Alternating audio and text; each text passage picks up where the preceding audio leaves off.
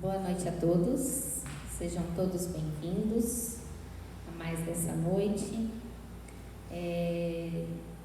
Já avisando que eu estou sem máscara, porque nós estamos fazendo a palestra aqui do Centro Espírita, mas o Centro Espírita está fechado ao público, tá? Então, por isso, eu não estou utilizando máscara. A nossa mensagem de harmonização hoje é do livro Episódios Diários, do espírito Joana de Ângeles e psicografado pelo Divaldo Pereira Franco. E a nossa mensagem de hoje tem como tema critério de julgamento. Há uma tendência muito grande para o indivíduo supervalorizar ou desconsiderar as tarefas que executa. Por processo de autoafirmação, um grande número de criaturas se cria a razão pela qual o Sol se movimenta nos espaços, superestimando-se em prosaico processo de engrandecimento pessoal. Não se dão conta de que todos possuem critérios de avaliação e de julgamento, derrapando no ridículo que poderiam evitar. Tornam-se assim desagradáveis ao trato e na convivência, evitados por uns e antipatizados por outros. Da mesma forma, encontramos larga faixa de pessoas que se subestimam e não concedem o valor que merecem às suas realizações. Creem-se incapazes de qualquer atividade e supõem-se dispensáveis em toda parte. Pessimistas por índole, fazem-se desestimulantes e arredios, caindo em frustrações desnecessárias. Dá um valor real aos teus atos. Se poderias fazer melhor o que te parece imperfeito, logra-o da próxima vez. Se consideras insignificante o teu feito, menor seria sem ele. Se outros realizam com mais eficiência qualquer coisa, exercita-te e chegarás à mesma posição dele. Todas as ações positivas são importantes no contexto geral da vida. Até mesmo o erro tem o sentido de ensinar como se não deve fazer o que ora resulta prejudicial. Esforça-te um pouco mais. Quando estiveres produzindo algo e mediante o teu critério de julgamento, valoriza sem excesso, nem depreciamento o que faças, pensando na finalidade para que se destina. E depois da nossa mensagem de harmonização, vamos à nossa oração, fechando os nossos olhos, elevando os nossos pensamentos a Deus, o nosso Pai de infinito amor, bondade, sabedoria e misericórdia. Agradecer a este Pai amoroso o dia que nos trouxe até aqui. Agradecer a este Pai amoroso a oportunidade de estarmos vivendo aqui na Terra. Obrigada, amado Pai. Obrigada por essa casa que nos acolhe. Obrigada pelo corpo que acolhe o nosso espírito. Obrigada por essa oportunidade maravilhosa de estar neste planeta. E também agradecer a Jesus, o nosso mestre amigo, o nosso irmão, o nosso maior exemplo a ser seguido em todos os momentos de nossas vidas. O exemplo da perfeição, do puro amor e da pura bondade.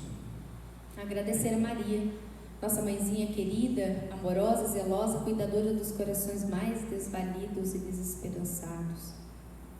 Ainda agradecer ao nosso anjo da guarda, esse espírito que está conosco durante toda a nossa trajetória, iluminando-nos, guiando-nos, amparando-nos nas dificuldades e nas alegrias dessa terra. Agradecer a esta casa que nos acolhe com tanto amor, com a caridade necessária aos nossos defeitos, aos nossos vícios e más inclinações, possibilitando-nos, através do aprendizado e da instrução da doutrina e a vivência do Evangelho de amor, o melhoramento, o burilamento de nossos espíritos. Pedimos pela semana que se inicia, amado Mestre Jesus, que estejas conosco, com os nossos familiares, com as pessoas que amamos, nos nossos ambientes de trabalho. Permita que a Tua luz seja o nosso guia, para que os nossos atos, pensamentos e palavras sejam reflexos dessa Tua luz. Obrigada por hoje, obrigada por tudo que até aqui vivemos e obrigada por tudo de maravilhoso que ainda virá. Que assim seja. O nosso tema de hoje tem muito Desculpa, gente. Nesses dias de pandemia, nesses dias de confinamento, em que acaba que estamos mais introspectivos, mais pensativos, tendo tempo para nós mesmos, coisa que dificilmente a gente tem. E a gente tem percebido nos nossos familiares mais próximos, ou até mesmo na gente, um traço depressivo, ou às vezes até mesmo a doença, né? Depressão. Mas a gente ouve muito falar que depressão é a doença do nosso século. E na verdade a depressão é descrita desde antes de Jesus Cristo vir à Terra. Talvez não com esse nome, mas com a mesma descrição desse estado de espírito, né? Porque é muito mais que uma doença orgânica, a depressão é uma doença do espírito. A depressão é uma doença somente dos nossos tempos? E aí lá no livro de Jó, né, a gente no capítulo 3, versículos de 20 a 22, a gente vai ver que não. Porque se dá luz ao miserável e a vida aos amargurados de ânimo, que esperam a morte e ela não vem, e cavam em procura dela mais do que de tesouros ocultos, que de alegria saltam e exultam, achando a sepultura. Então a gente vê que esse estado de tristeza profunda, de descontentamento, de desânimo, já está escrito lá no livro de Jó, né? Mas muito antes de Jó, da escrita do livro de Jó, também nós já tínhamos relatos. Quantos são os depressivos aqui na Terra? Isso é uma estimativa, né, muito por cima. Isso são os pacientes só diagnosticados. Ainda existem a infinidade de pacientes que não são diagnosticados pela medicina da Terra, pelos psicólogos, pelos psiquiatras, né? Então, estima-se que 10% da população mundial seriam depressivos. 10% é muita gente. Se nós estamos num nível de 8 bilhões estimados, né? 8 bilhões de habitantes na Terra, nós poderíamos contar 800 milhões no mundo de pessoas depressivas, de espíritos depressivos. E isso a gente não tem a mínima noção de quanto isso acontece no plano espiritual desses espíritos que habitam o orbe terrestre, os espíritos desencarnados, né? 15% da população ainda poderão contrair esse mal. Então, a gente tem aí 1 bilhão e 200 pessoas que ainda podem contrair este mal. 100 milhões estariam padecendo da enfermidade, segundo a psicografia do espírito Joana de Ângeles. Na realidade atual da humanidade, a depressão é sem dúvida a doença que faz mais vítimas na face da Terra. Porque a gente não tem noção de quantos ainda são, mas a espiritualidade sabe o que habita o nosso coração, eles sabem o que habita o nosso espírito. Quem poderá ter a depressão? E aqui os espíritos nos falam que pessoas de todas e quaisquer condições, crianças, adolescentes, jovens, adultos e idosos, de mamando a caducando, ricos e pobres, cultos e ignorantes, encarnados e desencarnados, negros, brancos, amarelos, em suma, filhos de todas as nações, de todas as etnias, de todas as classes sociais, de todos os níveis culturais. Todos nós estamos sujeitos porque não é uma doença relacionada ao nosso desenvolvimento humano. Não é relacionado, quanto mais a gente progride, menos chance. Não, o que a gente tem visto é que quanto mais a gente progride no campo da ciência, da tecnologia, mais pessoas depressivas nós temos. Por quê? Porque a gente sabe que o desenvolvimento, que o melhoramento, que a evolução tecnológica da nossa inteligência tem que acompanhar a nossa evolução espiritual. Porque senão a evolução fica vazia, a evolução intelectual é vazia, não traz nenhum benefício ao nosso dia a dia, apesar de se mostrar tão brilhante, tão necessária, né? Nós precisamos sim da tecnologia, nós precisamos sim da ciência, mas nós precisamos primeiramente desenvolver o nosso espírito, para que tudo isso que a gente vem aprendendo, para que tudo isso que a gente vem desenvolvendo seja realmente rico de conteúdo e nos acrescente ao nosso dia. Quanto tempo pode durar uma depressão? A depressão pode perdurar por toda a encarnação e acompanhar o espírito desencarnado no seu retorno ao mundo espiritual, sendo possível ainda que o espírito desencarnado e com depressão retorne para uma nova experiência na Terra, trazendo consigo a enfermidade.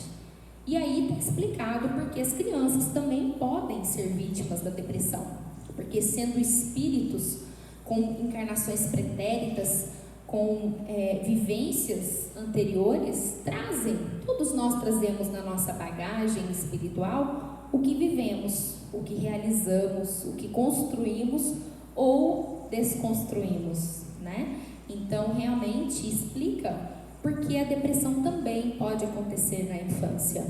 E muitas vezes a gente tem uma vida que aos olhos do mundo seria uma vida perfeita, com um lar, com uma boa condição social, um bom nível cultural, amigos, viagens, e mesmo assim a gente deve conhecer, né? A gente conhece ou já ouviu falar de pessoas que têm tudo isso e mesmo assim se encontram tristes, desesperançadas e descontentes, porque não é relacionado ao que temos, é relacionado ao que somos.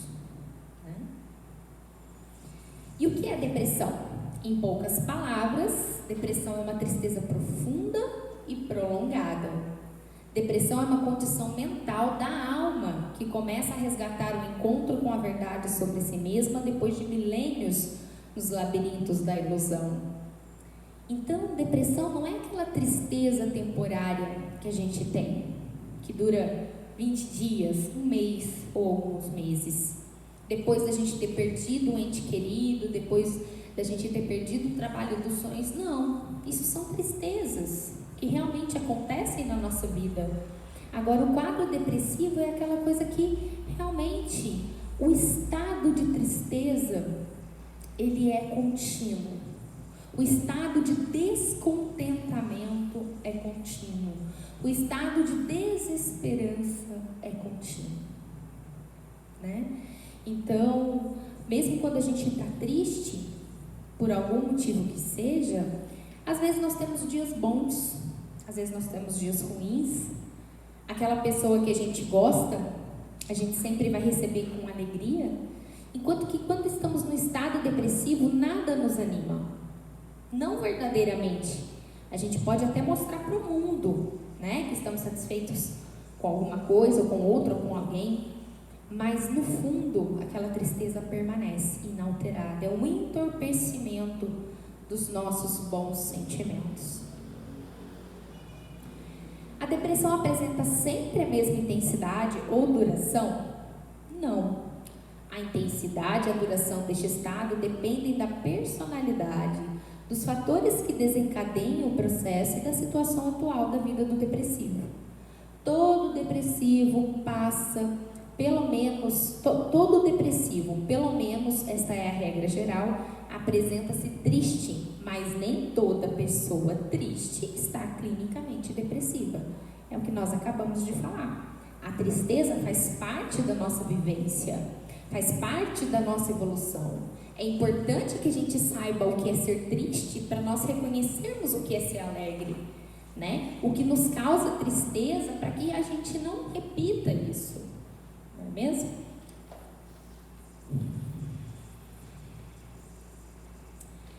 Disse Jesus: no mundo tereis aflições. Vivendo em um mundo de expiação e prova, a gente não pode imaginar que a nossa existência seria um mar de rosas. uma festa contínua, alegria em todos os momentos, né? E reconhecendo que nós ainda habitam a imperfeição, os vícios, as más inclinações, com certeza não somos dignos de ter uma alegria eterna, uma felicidade eterna. Nós temos pequenas cotas de alegria durante a nossa vida, mas a felicidade, aquela plena, aquele estado de ser pleno e absoluto, só vai vir com o nosso merecimento, com o nosso melhoramento, com o nosso aperfeiçoamento.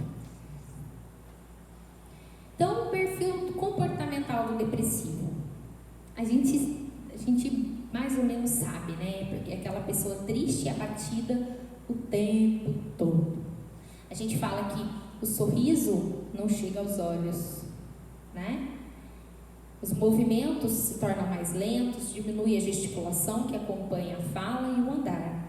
A pessoa fala pouco e o tom de voz é baixo, tem poucos assuntos para conversar, mas também tem o depressivo que é o contrário, é menos comum, mas tem aquele depressivo que fica verborrágico em público, ou seja, ele dispara a falar, para que realmente ninguém perceba o estado de depressão, ninguém perceba o estado de tristeza, para que ele mesmo não tenha tempo de encarar isso, né?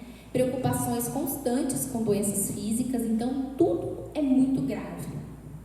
Tudo é muito grave. É lógico que a gente tem que cuidar da nossa saúde da melhor maneira possível, porque é um bem, né? É um presente de Deus, um corpo saudável.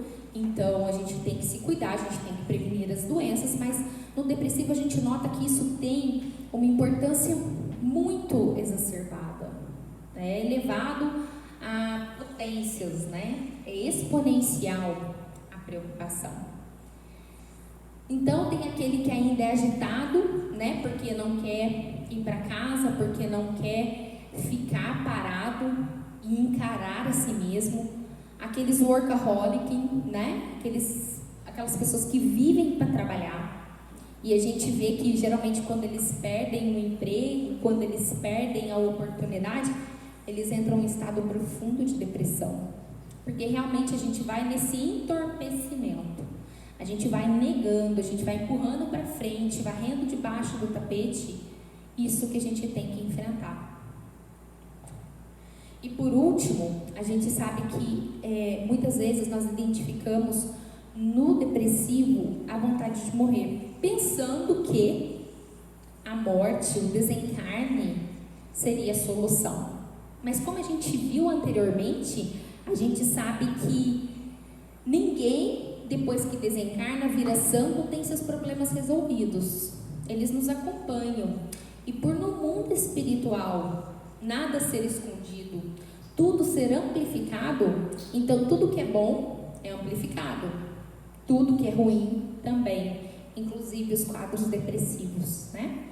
Então, às vezes a pessoa não tem aquela vontade mesmo de morrer, mas o pensamento de desencarne, de autoextermínio, vira e mexe, tá ali, né? As ideias suicidas recorrentes que surgem e que desaparecem e que ressurgem na mente da pessoa. Então fica aquele looping. Uma hora quer, outra hora acha melhor não. Mas realmente a gente sabe que nas depressões mais profundas a gente identifica isso conversando com as pessoas. Seja consciente ou inconscientemente. Aquela pessoa que para de comer, aquela pessoa que para de ter os cuidados básicos com a sua saúde e higiene, né? Isso pode ser um pensamento suicida inconsciente. Contribuição da doutrina espírita. Então, com a doutrina espírita, a gente tem certeza de que as leis de justiça e de causa e de efeito acompanham a criatura no corpo, esse corpo carnal, e fora dele, no plano espiritual. Nesta e nas próximas encarnações, que a morte não elimina de imediato os problemas que não são superados enquanto no corpo. E que é a alma, muito especialmente, quem se apresentará depressiva. Como eu disse no começo, a depressão é uma doença do espírito. Tem consequências orgânicas, a gente já reconhece um funcionamento no cérebro dos neurotransmissores que estão envolvidos na parte orgânica. Mas de onde essa depressão surge? Porque muita gente, a gente até acharia que teria motivo para ser depressivo, mas muita gente não, né? Então, o espírito se manifesta depressivo.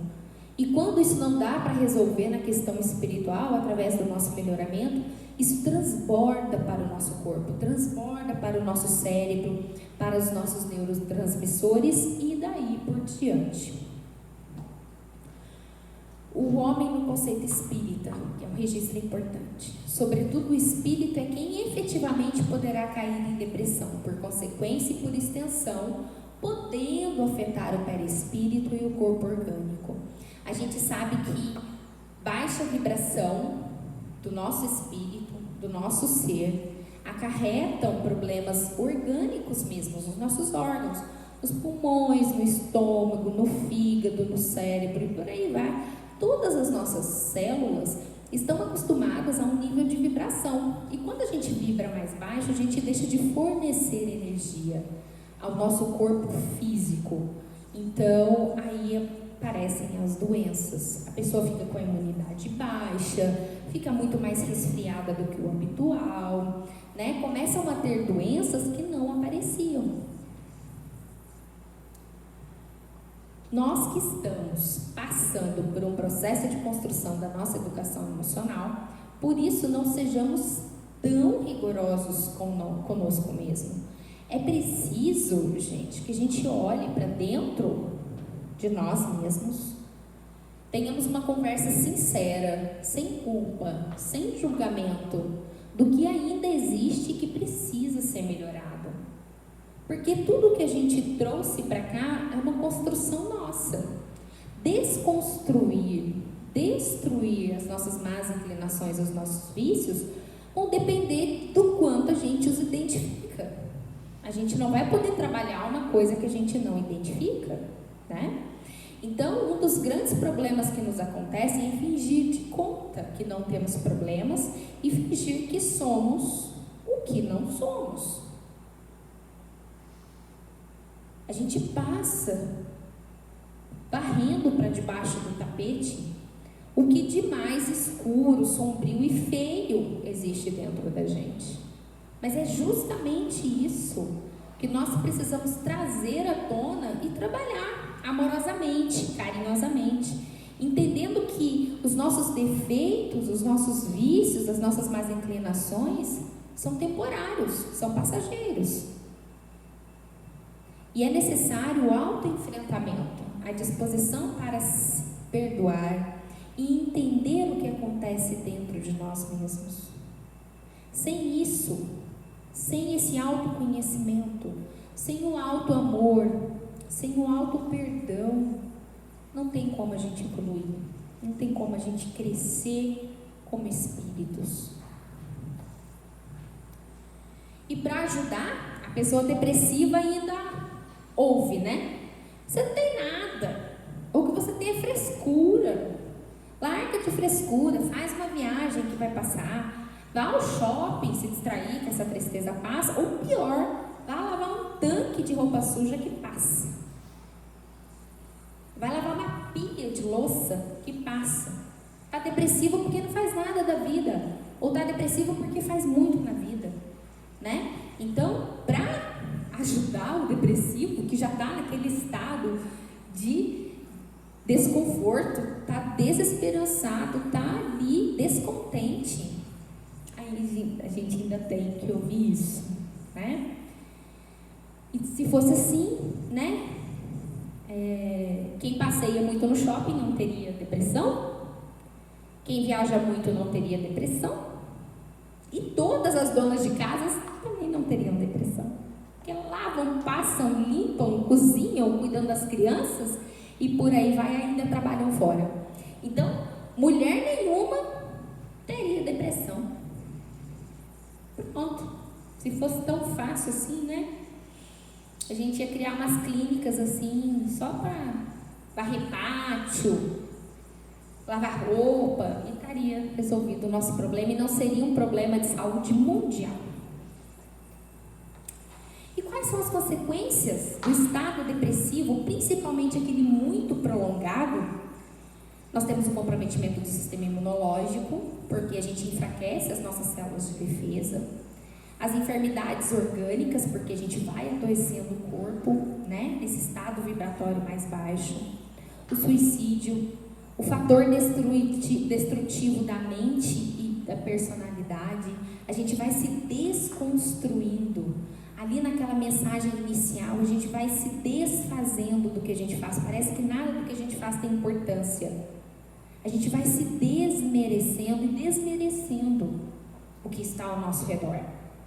As tragédias que a gente já ouviu falar, tragédias familiares, tragédias no trabalho, tudo por estado depressivo, e por aí vai. A gente reconhece, a gente vê, é a olhos nus as consequências do estado depressivo, principalmente aqueles muito profundos e muito prolongados.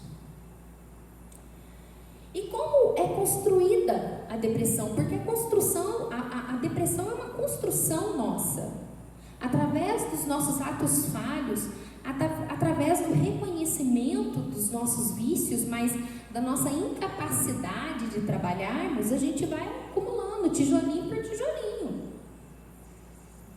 A tristeza aqui, o reconhecimento da incapacidade ali, e a gente vai se julgando e tem aquela comiseração do nosso estado de espírito, e tudo isso a gente vai trazendo e vai construindo essa fortaleza ao redor de nós, né? Então, a depressão foi construída em múltiplas existências corporais. Chamaremos de depressão kármica. A depressão não é uma doença construída em uma só existência.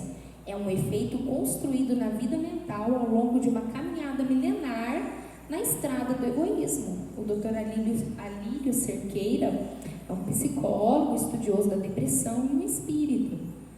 Então, ele reconhece, e é muito fácil da gente reconhecer, né? Porque às vezes a gente tem motivos para estar tristes, mas esses motivos não duram para sempre. Ah, Érica, mas eu estou depressiva porque eu perdi meu pai, perdi a minha mãe. Tá, mas daqui a pouco a gente se encontra. A vida continua, nós não estamos sós. Eles não vão nos abandonar, só não estaremos no mesmo plano físico. Ah, Érica, mas parece que soa frio. Não é frieza, porque a gente não deixa de se entristecer e sentir saudade por um ente que parte. Mas nós temos a certeza de que é um até breve, é um até logo. Né? Em razão das atitudes de egoísmo, de rebeldia, de inaceitação, renascemos com um nível de inconformação, que é o estado psíquico predominante, consolidado por meio de repetição desses comportamentos em várias reencarnações. Então não é de uma vida só, não é de uma encarnação só, é uma construção, e talvez a gente melhore um pouco somente nessa vida, e a gente termine o nosso tratamento em encarnações, reencarnações posteriores. Né? Mas a gente sabe que no cerne de todos os nossos vícios, de todos os nossos defeitos, está o egoísmo. Érica, o depressivo é um egoísta na essência? Sim. Todos os nossos vícios, todos, maledicência, vaidade, tudo que a gente reconhece ainda de escuro, tem lá no íntimo. Como no abacate é o caroço, tem o egoísmo. Né? A inaceitação, a rebeldia contra esse estado em que nos encontramos, não entendendo que isso é uma construção nossa. Né? Então, os sentimentos da vida afetiva do depressivo. Então, nós temos 4 padrões: tristeza, culpa, medo e raiva. Tudo isso a gente identifica nos mais variados tipos de depressivos que a gente conhece. E aí aqueles sintomas: inadequação. A pessoa acha que não serve para nenhum lugar, que não se ajusta em nenhum lugar. Sensação de não merecimento, incapacidade, ausência de motivação, baixa tolerância à frustração. É aquela pessoa que, tá bom, vou abrir uma empresa, né? Vou ocupar minha cabeça, porque todo mundo me fala que é falta de ocupar a cabeça, eu vou abrir uma empresa. E aí naquele primeiro mês tem um revés, acontece alguma coisa, algum aparelho quebra, um funcionário sai. Não dá certo, isso não é para mim. Tudo frustra, tudo é difícil, tudo é muito grande, né? E sentir-se insuficientemente bom para ser amado. O que todo depressivo quer? Fica sozinho. Me deixa, me larga. Mas não é porque ele realmente quer ficar sozinho, é porque ele acha que ele está incomodando. Porque ele acha que ele não merece.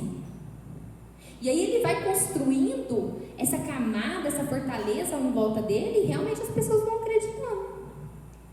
E as pessoas vão desistindo. E as atitudes, arrogância, perfeccionismo, rigidez, desrespeito aos limites pessoais e das outras pessoas, tudo isso a gente consegue, né? Por se achar realmente o mais sofredor do mundo, né? As pessoas, eu sempre faço tudo certo, mas as pessoas não reconhecem, as pessoas não fazem certo. Geralmente o depressivo tem uma rigidez de ação.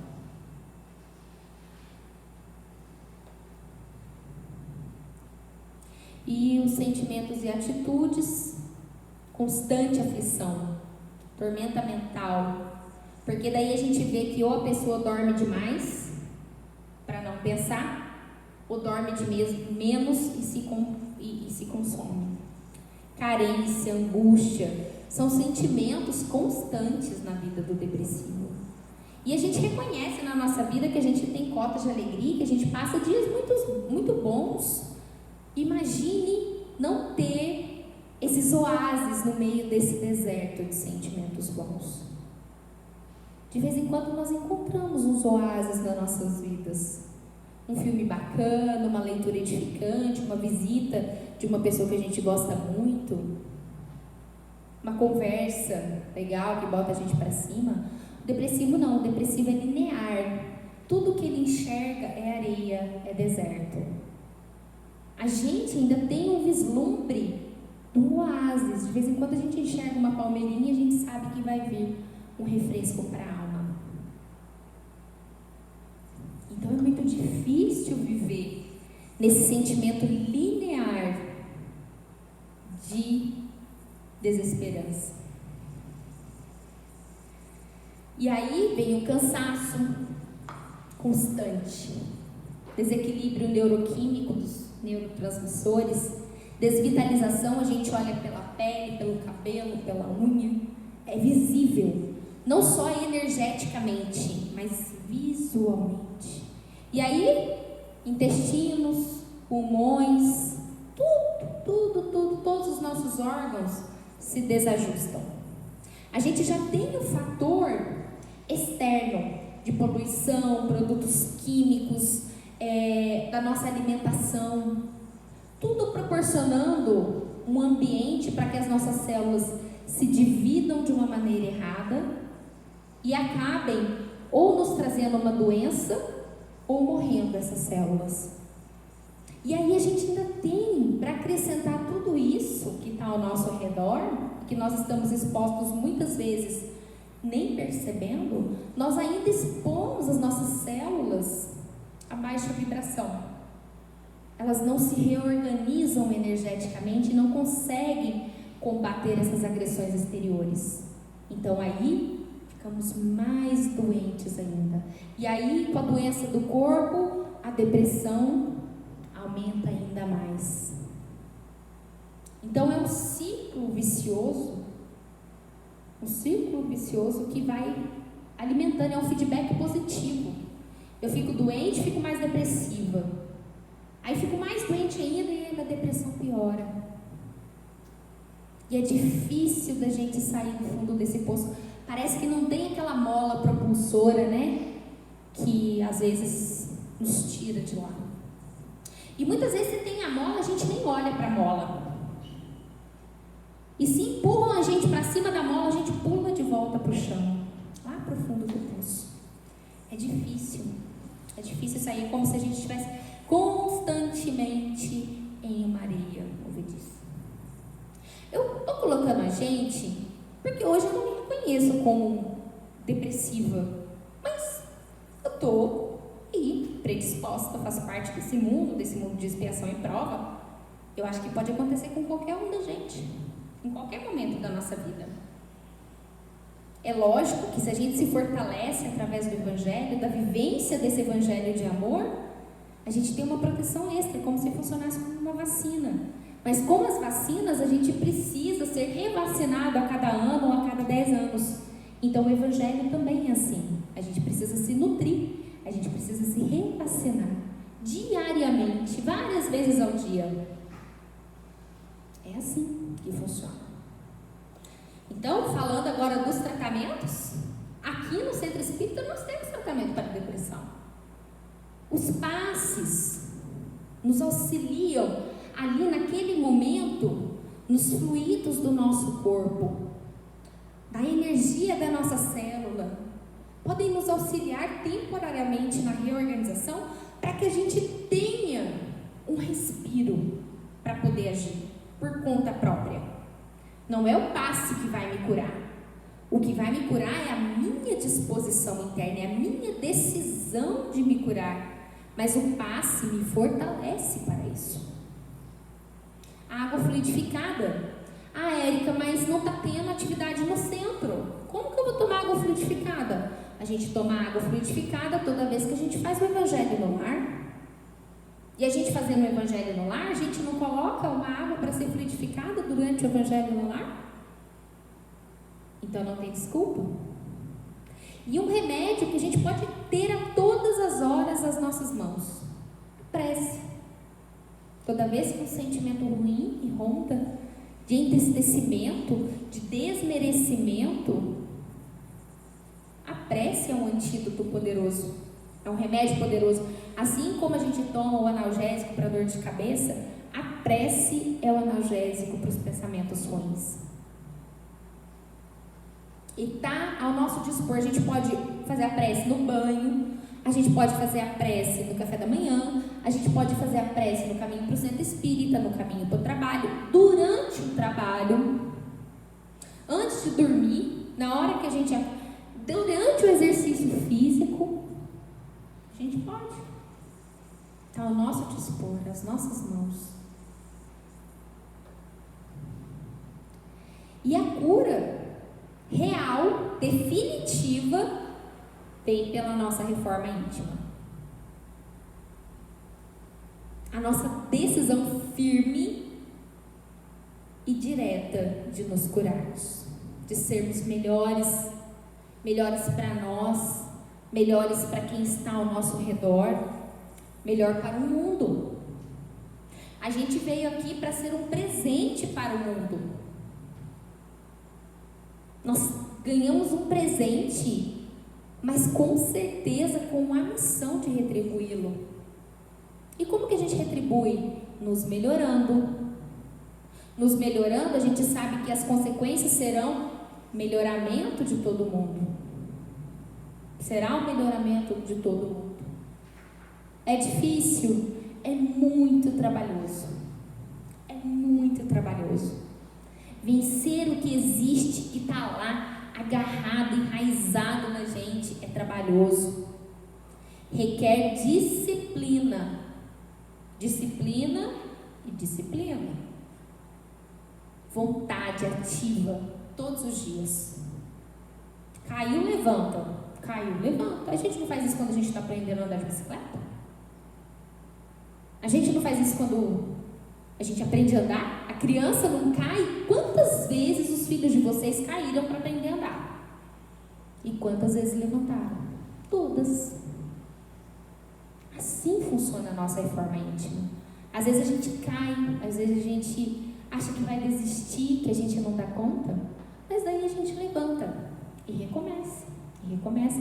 E assim a gente tem feito por milhares de encarnações, através dos milênios. E é assim que a gente vai continuar fazendo. Mas quantas vezes a gente ainda quer cair, quantas vezes a gente ainda terá que levantar, é disposição nossa, decisão nossa. Todos os dias, quando eu levanto, e eu me proponho a ser melhor todos os dias. Pode ser que eu falhe naquele dia, mas a minha vontade permanece firme. E se eu falhei, eu reconheço e recomeço. É assim que funciona o vencimento dos nossos vícios, das nossas más inclinações. É assim que a gente adquire as nossas virtudes. E essas sim são eternas. As nossas virtudes são eternas. São os tesouros do nosso espírito. O que a gente melhorou, a gente não volta para trás. É um caminho sem volta. O amor é um caminho sem volta. A felicidade plena é um caminho sem volta. Mas a gente precisa decidir trilhá-lo, dia após dia. É possível? Com certeza. É possível se curar da depressão, Érica? É possível. Existe um remédio? Sim, ele é importante às vezes no tratamento inicial. A medicina dos homens existe para auxiliar a medicina do espírito. Permitir que o nosso corpo se reorganize para que o nosso espírito tenha tempo de se reorganizar e a cura definitiva venha. A cura definitiva das nossas doenças orgânicas não é somente pelo remédio, eu falo isso como médica. Não é pelo antibiótico, não é pelo analgésico, não é pelo remédio, o ansiolítico, o remédio que faz dormir. A cura definitiva é do nosso espírito. A cura do nosso espírito é a cura dos nossos males. Para isso, vamos nos reformar. Vamos começar essa reforma. A gente tem tanto ânimo para reformar o cômodo da nossa casa, para reformar o quintal da nossa casa, para plantar uma horta. E a gente não tem ânimo para reformar o espírito. Vamos trocar, o nosso foco. Vamos inverter. E a gente vai ver que realmente vai valer a pena. Vai valer muito a pena. Então esse é o convite da semana. Esse é o convite para a vida. Para a nossa vida, para a nossa existência. É o nosso convite para hoje. Para todos sempre. E paz e bem a todos nesta nova semana. Vamos fechar os nossos olhos, mais uma vez, e entregar o nosso coração a Jesus. Esse coração que está repleto de amor, de reconhecimento, de caridade. Permita, amado Mestre Jesus, que do nosso coração seja retirado todos os véus que nos impedem de brilhar, de fazer brilhar a centelha divina que em nós habita. Auxilia-nos, amado Mestre Jesus, nesse nosso projeto de sermos melhores hoje do que fomos ontem. Auxilia-nos, amado Mestre Jesus, a enxergar que o Teu amor nos rodeia em tudo que existe nessa terra, material e imaterial. Auxilia-nos a enxergar no nosso irmão, o irmão que também está necessitado de amor, de caridade, de tolerância, assim como cada um de nós necessita. Pedimos pelo mundo, amado Mestre Jesus, que se encontra doente, com medo, doente do corpo e do espírito, a desesperança reinando. Permita a cura desses corações. Permita que nessa noite de hoje cada coração receba o bálsamo do Teu amor. Mas além de recebê-los, amado Mestre, que possam reconhecê-lo em cada um, em cada lar, os moradores de rua, em todas as pessoas, amado Mestre Jesus.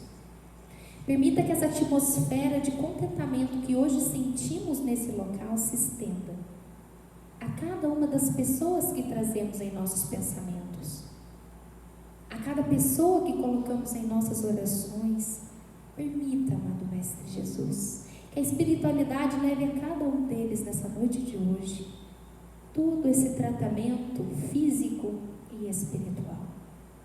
Mais uma vez te agradecemos pelo teu convite amoroso de estarmos aqui, pelos convites amorosos que recebemos todos os dias, através dos sorrisos ou das dificuldades. Que saibamos aceitá-los, mas principalmente vivenciá-los. Obrigada por estar aqui conosco, obrigada pela espiritualidade que está aqui conosco. Agradecemos, amado Mestre Jesus, por estar em tudo. Obrigada por tudo que até aqui vivemos. Obrigada por tudo de maravilhoso que ainda virá. Graças vos damos, hoje e sempre.